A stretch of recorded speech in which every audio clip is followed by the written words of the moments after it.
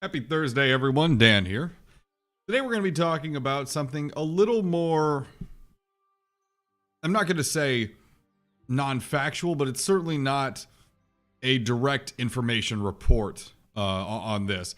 Today we're going to be talking something about Elysium and what's going on with it. And before I actually get into my thoughts on everything that's going on right now and how fast things are moving, as always, I 100% support the Elysium folks, what they've been able to do with the Nostalrius crew and bring something back to us that was lost for over half a year. I salute them. I stand up for them in every way. I believe what they're doing is right and how they're going about it is right. But we can't have that kind of unrelenting hope and positivity without also being skeptical. So this video is going to be talking about some of the more strict concerns I have moving into this weekend, into the PvP and PVE server launches, and going forward with hearing how they're going to be, launching their fresh start server, which we're going to be participating on.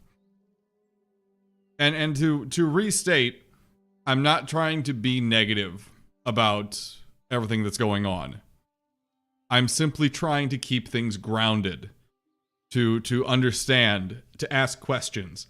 Because all these things, while we are, all of us, very excited for everything that's happening, to do this without asking questions would be unfair. So what concerns do I have going forward? Funding is the big thing. The Elysium folks released the other day that they would need a good bit of help funding the servers that we're going to be playing on. And as far as I understand, that is no longer a concern. People have chipped in and helped fund the server effort pretty well. In fact, here's the news story on this. 900 euros a month, going up to 1,200 euros a month with the fresh start server launch. Now, from what I've heard on this is not going to be a problem for at least 6 months for any of the servers, or more specifically, the two servers launching this weekend. So hopefully this doesn't pose a problem in the future. I have ran the idea by a couple folks of doing some kind of fundraiser event for them on YouTube, or some kind of drive for them. Again, it would be a singular event, maybe a weekend. Who knows? I think it'd be a good idea. I think it would be fun to get some of the other folks who broadcast Vanilla WoW content on a regular basis together for something like this. I think it'd be a great time. We'll see. But complacency is what might bite us in the ass on this one, so to speak. This problem might, and this is how I foresee this being a problem. This problem might go away for a while. People, chip in a lot of money here in the next month or so, right now. Then 9 or 12 months down the line, all of a sudden that money's run out. And because Nostalrius and Elysium really haven't had to harp on it, or I should say just Elysium hasn't had to mention it or bring it up, and we haven't had reason to talk about it, suddenly we go from being confident in our financial situation to suddenly not being confident at all and having to worry, okay, are the servers going to stay up going into 2018 then, or October 2017, depending upon, if this actually happens. So I think my concern isn't necessarily for the server costs themselves, but for the complacency that might come with that early on burst of funding that it has clearly already happened. So hopefully that isn't an issue. Again, 1,200 euros a month is a lot of money. I understand it's a lot of money. We need to be mindful of this moving on in the month to month through the next year, through 2017. But with that being said, I think that's all for that issue. I think, that being said, we don't need to worry about it for right now. We'll take a look again at this, at the end of January 2017, at the end of February, at the end of March, to see if the donations are still coming in, or if we as a community of broadcasters need to remind people, hey, we need to make sure these server costs are covered. Let's help the Elysium folks out. Now, with that being said, the next concern that I have was actually the location of the servers themselves. As far as I understand, the Elysium staff is for the most part in Russia. The servers are still based in France, which means while the individuals who are paying for and organizing and purchasing the servers aren't necessarily legally touchable, the servers are in a country that Blizzard can touch, that can work with, that will obey United States laws in this regard. So, is that a concern? I think it is. Now, we all know, everyone in this community is almost excessively aware that the servers could be shut down at any time. It's a reality we all live with, we all understand it, we all accept it. We don't care. We still know what we want. We understand the product that we want, and we understand we are willing to bend over backwards to a certain extent to hold on to it. However, that doesn't mean it's not something that gnaws on the back of our brains every so often and says, hey, this all could be gone very quickly. And this is something I personally struggle with, because as someone who is bringing their community in on this as well, we're forming a very large guild that a lot of people are going to be participating in. What happens all of a sudden if the server just poofs, gone, and people are looking to me like, well, what are we supposed to do now? What's going on? Now, I'm aware that the server could go at any time. I know that. I go into this acknowledging that with almost hyper awareness. That doesn't mean everyone does. So quite naturally, I'm concerned for if the server is shut down in some way. If something bad were to happen. And I refuse to speculate on that. I don't want to. I don't feel the need to. I don't have to. I'm not going to. However, if for some reason the server is shut down in a permanent or semi-permanent fashion, that's a concern. And there's really nothing I can do about that personally. Like with the funding issues, I could do a donation drive for them. I could do a fundraiser for them. I can work with other broadcasters, and we can organize some kind of fundraiser for them. In this situation, not a lot we can do. We just have to accept it as the inevitability of the community. Now, on the other hand, on the other side of the token, so to speak, things that are not inevitable and seem to be happening more than at least I hoped. The staff at Elysium are having to deal with stolen account information, stolen transfers. Now, I didn't think this would actually be an issue. This is something that surprised me on this subject. And as you can see on the right-hand side of the screen, yeah, day 3, 60,000 plus accounts registered in 3 days. This is great. This is a fantastic statistic to have. We know that this is going to be the most popular legacy effort yet. However, people are having accounts or parts of their accounts stolen. And apparently it has been an issue. I really wish this wasn't happening. This didn't happen to me, nor has this happened to anyone in my community. So something I can be ever grateful for.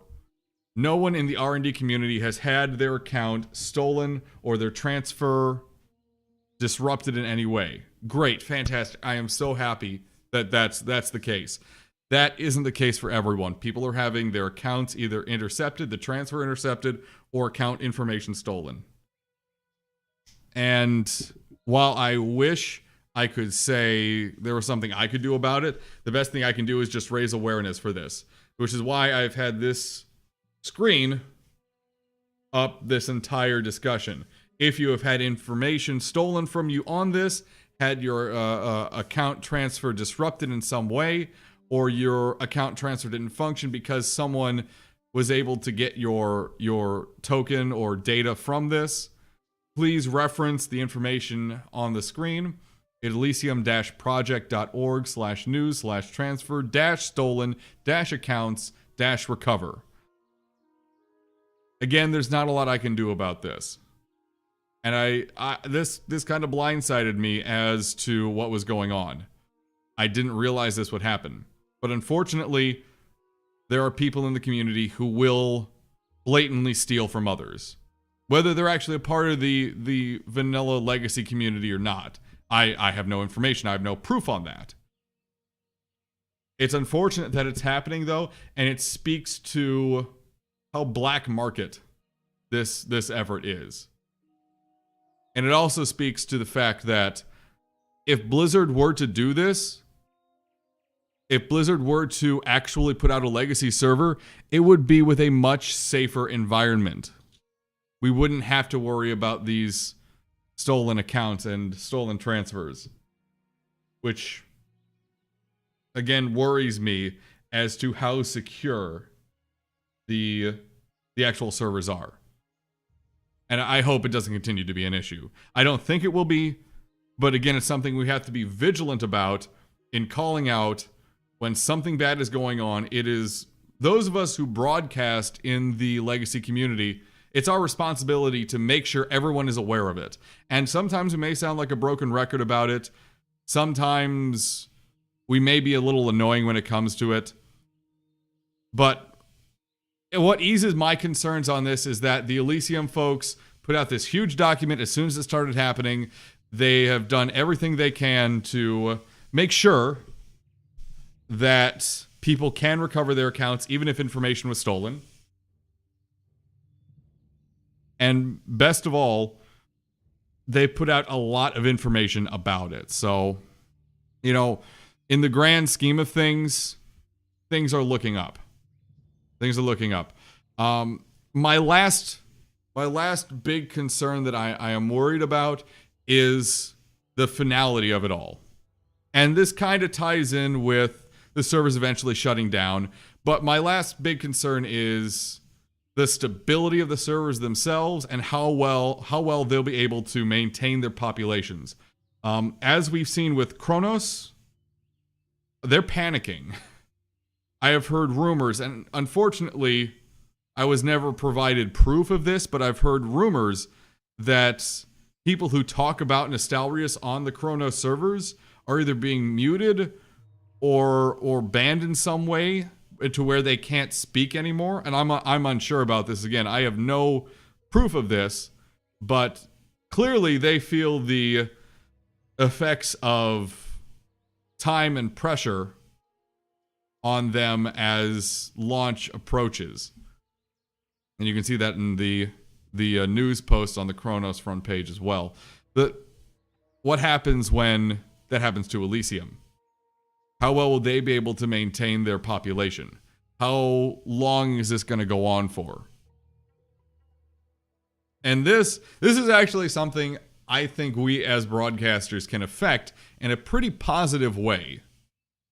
And more than anything else, it's because we can help direct attention where it's needed. We can help bring people into the community. We can help show how positive and how strong the community can be. But it has to have that basis, that server to work off of in the first place. Otherwise, all this hype, all of this buildup is for nothing. Which I think would be very unfortunate, to put it very mildly. It would be unfortunate. Those are my major concerns. And I did want to take time to talk about, you know, certain skepticisms I have going into this. As positive and energetic as I am, I did want to talk about the other side of the coin, because if you're simply positive and hopeful and you're not willing to understand that even the most sturdy structure does have cracks at the base in some way, well, you're deluding yourself a little bit, and that's not healthy, so never do that. Don't think that this is me saying that the server isn't going to function, that the community is incorrect in trying to make this a thing. As someone who has supported Nostalrius from essentially the start, I don't believe I'm capable of saying that. Especially with a group that is so eager in reproducing not only what Nostalrius did, but what Vanilla WoW did. So I'm very hopeful. I will be there at launch this Saturday morning, as soon as the servers are up, live on this channel with most likely a heck of a lot of PvP. I am very excited to get back into Alterac Valley and Arathi Basin. Very excited. So with that being said, let's talk about a few more positive things pretty quick. First off, we do have a timeline for the PvP and PVE servers. The PVE server is currently up to Alterac Valley 1.4 and 1.5. And the PvP server, the one that I'll be broadcasting from until the Fresh Start server comes out, is all the way past the Dragons of Nightmare in 1.8. And they're currently where the original Nostalrius server was for the Gates of Encourage. And I'm actually very excited to hear that apparently the progress for the Encourage opening is exactly where it was from the Nostalrius server, which is about 60% completion, if my information is correct. So that's very exciting. I can't wait to get back into this, to help with the Encourage opening, to get some PvP in, and to finally get 60 on that character. It's been a long time coming, and it's going to be good to finally hit that 60 ding. But it's also going to be good to crush skulls in Alterac Valley, for better or worse. So with that being said, thank you everyone for being here. I appreciate all of you who have watched all these videos, who have, moved forward with us. If you're part of our guild is going to be named Death by Nostalgia. You guys voted on it, decided on it, and that's the name. We're going to be Horde side on the Fresh Start server, coming up most likely mid-January. Very excited for that. I hope we start at release for that server, and then we have to slowly work our way down, because that would be good. I'd be excited for that. I've been Dan, and this has been youtube.com/The Rob and Dan Show. Have a great day, everyone. Bye-bye now.